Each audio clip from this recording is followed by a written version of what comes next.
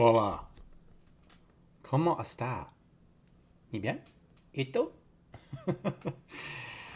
Welcome to my YouTube channel. Like, share, and subscribe. Just like these three guys.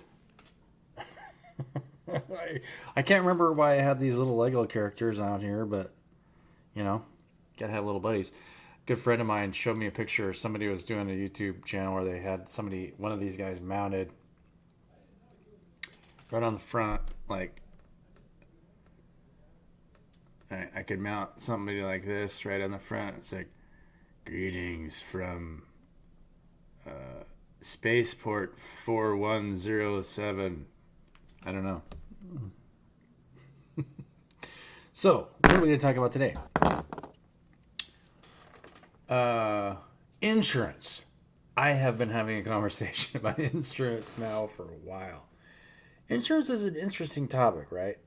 It's like a way for somebody to just get money out of you in case something happens.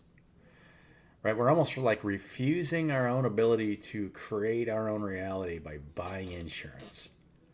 Saying that I am a victim and I need to buy insurance to keep from being a victim. Right? It's a victimized mentality. And I had somebody, and this, I can't came blunt trauma right in front of my own thinking that I needed, because I always wanted to create like an equal accountability, equal incentive contract for people to work together, right? We should all be able to work together.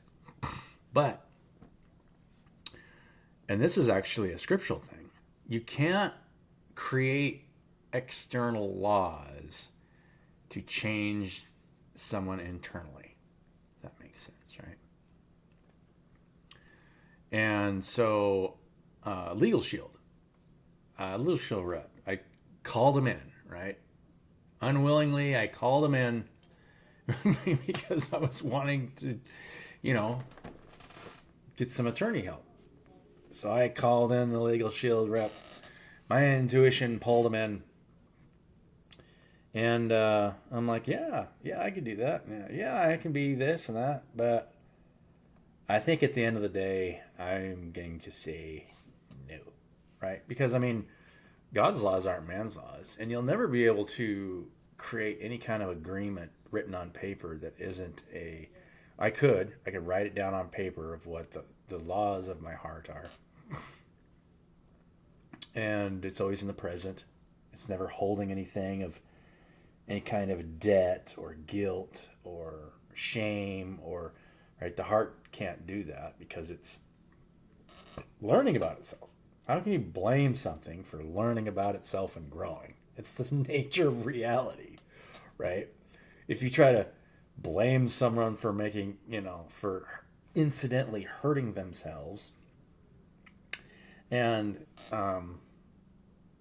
you know that's part of learning. You're incidentally like harming ourselves so many times, and we do so through things like buying insurance, right? Why would you buy insurance? I did them, and insurance is always a losing game. There is no insurance you can buy that's gonna be good for you. For one thing, think about dental insurance. I have had a lot of dental work done, but if you do the math and you stretch it out, let's say if I bought dental insurance over the past 30 years, um, it would have been a losing thing, right? Even at $25 a month, if I would have paid $25 a month, what is that? Times 12, I'd be $250 a year times 30 years. What does that come out to? Well, $250 a year is $1,000 every 4 years.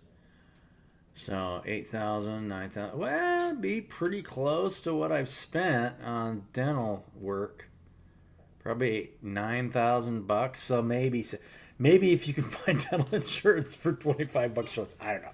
But here's the deal. The reason that I had to have teeth work is because I was doing stupid things. Anyway, you never have to have teeth work if initially, see, all these systems that we've created are kind of like we've created symptoms to our own demise, or symptoms to try and get rid of our own demise, right?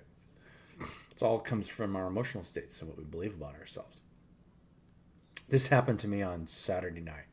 I was taking the dog for a walk, and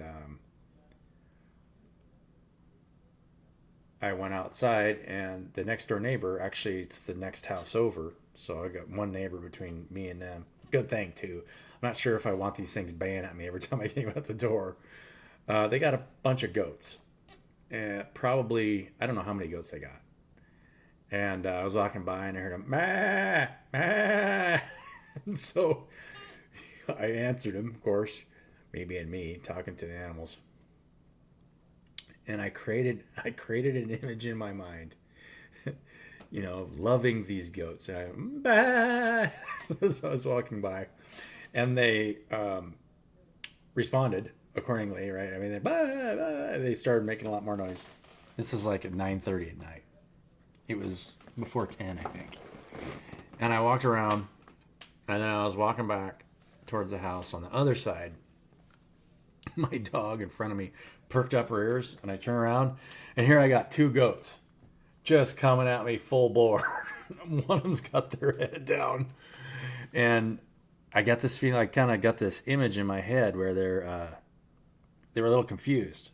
So I sat down on the ground. I put my hands out. Hey guys! And then the first goat, it was a white goat, came up, pulled up short, looked at me like, "Oh wait, hi." They let me pet them, and they kept spooking each other. My dog and the goats kept spooking each other. She's just a little red min pinner. I've had her on this channel before, and she just very tentatively kind of went up to them, kind of sniffed their noses, and we had a little conversation with the goats, and then I started walking back to the house. Couldn't get rid of the goats. They followed me all the way back to the house. I was coming in the door, and they wanted to come in the house. They did not want me to say no to them coming in the house. I don't know how they got out. I don't know if maybe me coaxing them made them, kind of mess with whatever lock that was. Most goats can get out of where they're at. Goats are pretty hardy animals. And one got in the house, and so I turned her around and got her out back outside the house. They're both female goats. And said, "Hey, you guys got to go home. It's time to go home." So I shut the door, and then I went inside for about 10 minutes. I went back outside, and they had gone. They had gone back home, and I didn't really worry about them too much. It was kind of a little bit too late to call. I checked on them yesterday at the neighbor to make sure that the goats were not getting out anymore. And they said, "Yeah, we noticed that the goats were out." So we went back and made sure we locked them up again. But we do that, right? You can speak to animals. It's not hard to speak to animals.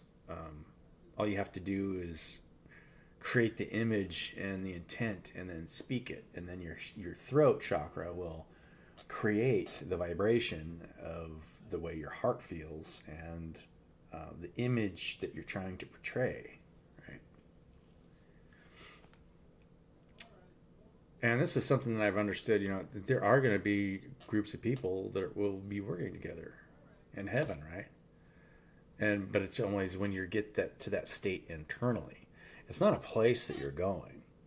It's when you finally get to that place internally where you're no longer seeing things for the delusions that you create in your mind, any kind of delusions of separation, so that you can give and receive love equally without having to, feel like you gotta sell some kind of service to one another. Now, you're always going to be making a boundary to whatever it is that you're creating between the rest of the world that hasn't gotten to that state. I started writing about this because for so long I wanted to create something, to create a business, but you just can't, right? All you can do is speak the truth and allow people that want to be free to free themselves. And it's all about loving yourself and loving everybody else unconditionally. And that heals the heart in an expanding circle outside yourself, as long as you're not worshiping the material and placing material things in between you and your relationships, because that will always create boundaries, right? It shows a lack of, yeah. And all of us struggle with that. There isn't anybody that doesn't struggle with that, right? But that's not the truth, right? If you're always providing positive energy for the things around you and yourself, and then that's what you'll receive, you'll always be supported. Nobody wants to watch somebody else suffer.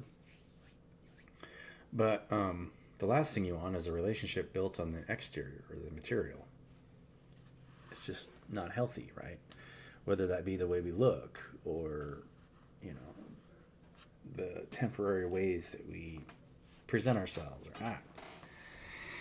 Everything is beautiful in its own way. Yeah. Transmutation of energy, right? You're always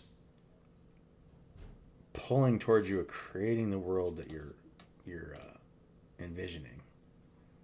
And yeah, I don't think I should need to say any more about that. Just want to make a short video because I got some other stuff I'm going to do tonight. This is a late one. 7 o'clock here.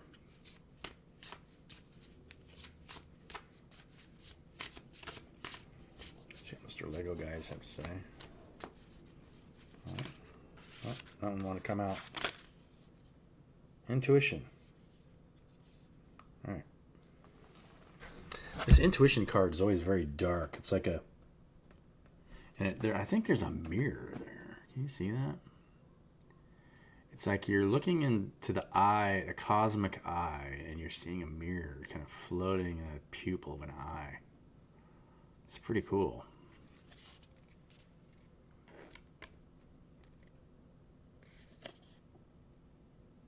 Use your intuition. How are you using your intuition? Are you using your intuition to create a reality or just read a reality? Or are you doing a little bit of both, right? Because you can listen and help create at the same time. Because if too many people are being too reactive to the realities, right? Being negatively affected by the negative projections of other people, then you're not creating your own state of being and creating from that. That's what keeps you stuck. Believe me, I know. You're always stuck if you get caught up in the negative emotional states of the people around you. You'll always get stuck because you won't realize that you're living in somebody else's reality, and they don't realize they're living in somebody. That's the problem. It's not their fault. It's just that they're just as unconscious as we are, right? You don't realize that you can create your own reality. Live long and prosper. Love you guys. Catch you in the next one.